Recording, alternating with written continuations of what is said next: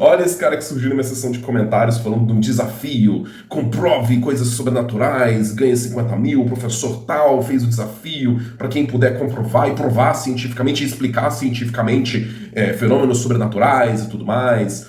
Sabe o que você me lembra? Você me lembra esse meme que eu vou mostrar aqui, ó. Ei, cara, você precisa provar que o seu ponto de vista é válido pra mim, baseado em meus próprios critérios, e trabalhar dentro de um modelo arbitrário que eu mesmo criei, que a priori é totalmente fora do seu ponto de vista. Você não consegue. Parece que eu ganhei de novo. O problema dessa galera com esse tipo de postura cientificista é que eles caíram no mito e no conto de que o paradigma científico, principalmente o paradigma científico exato, né, das exatas, ele é absoluto para falar sobre aquilo que pode ser dito como verdadeiro ou não, como real ou não, como válido ou não, enquanto forma de conhecimento.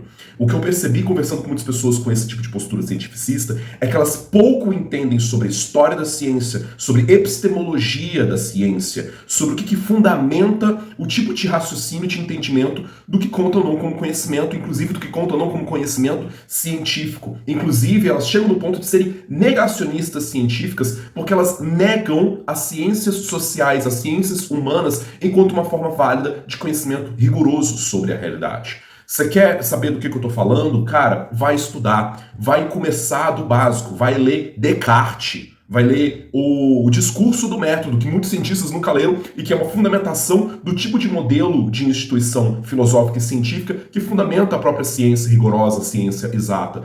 E vai também ler sobre sociologia da ciência, antropologia da ciência, vai ler a respeito de fenomenologia, vai estudar assuntos de pessoas que exploraram e entenderam o fenômeno religioso, o fenômeno daquilo que a gente chama de espiritualidade, de uma maneira criteriosa, inclusive acadêmica. Você quer nomes? Eu te dou nomes. Vai ler Thomas Kuhn para poder entender como são as revoluções paradigmáticas dentro da ciência e uma crítica a respeito do quanto que muitas vezes o desenvolvimento paradigmático da ciência acaba afastando o conhecimento científico do fenômeno concreto da realidade que ele buscou estudar. Vai ler Gaston Bachelard para entender que existe um fluxo dinâmico entre uma maneira racionalista e rigorosa de entender a realidade e um entendimento fluido e poético sobre aquilo que é válido ou não como conhecimento no mundo.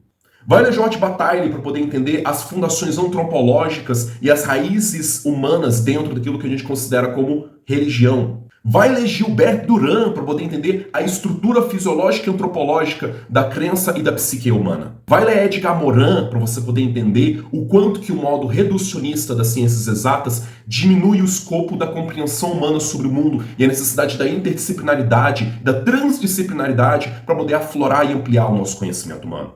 Eu sei que você está acostumado com um monte de gente que fala sobre assunto místico, espiritualista e que é um bando de gente que quase não estudou outras coisas para poder falar sobre esses assuntos. É por isso que eu não dei referências místicas, espiritualistas e ocultistas, mas referências de nomes de peso acadêmico para você estudar e pesquisar e entender que quando a gente se abre para falar sobre uma outra epistemologia, um outro jeito de raciocinar e entender sobre o mundo, um outro jeito que também é válido de enxergar a realidade, eu não estou me baseando apenas em gurus ou em líderes espirituais, eu estou baseando em conhecimento que é sólido, que é acadêmico e que é científico para dizer que a experiência do ser humano na realidade vai além daquilo que você pode ou não comprovar cientificamente. A ciência não é onipotente para falar sobre os fatos da realidade. E se você nem tocou nesses assuntos, é porque você estudou muito pouco. Foi mal. Volte para o começo da trilha e até por acaso.